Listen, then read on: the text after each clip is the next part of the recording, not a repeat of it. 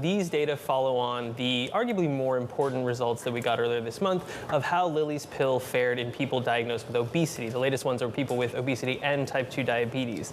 That initial reaction was one of pretty massive disappointment. Lilly had its worst day in about 2 decades and lost about $100 billion in market value. So today's improvement kind of has to be viewed in that context. But I think zooming out, as Matt mentioned, this is the final hurdle they had to cross in order to submit their plans to the FDA and win FDA approval for this pill. So the expectations, I think, long-term have come down based on the data we've seen, both in terms of the percentage weight loss and the gastrointestinal side effects. But in the long term, this is still expected to become a multi-billion-dollar product once Lilly can market it in the US. When will we be able to buy this pill? And she's asking for a friend. And what kind of side effects are we talking about? Because 10% seems perfect to me.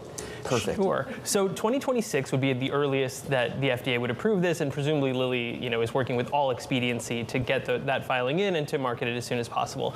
The side effects are relatively high. We're talking about, these are somewhat uncomfortable topics for morning television, but diarrhea, nausea, gastrointestinal issues. These are similar to those that we've seen in other medicines in this class, like Wegovy, Ozempic, Lilly's other medicine, Zepbound. So not milder, not better than those? No, not at least according to the clinical data we've seen. It's a little on par with some side effects. It might be a little higher than you might get from Wegovy or Ozempic.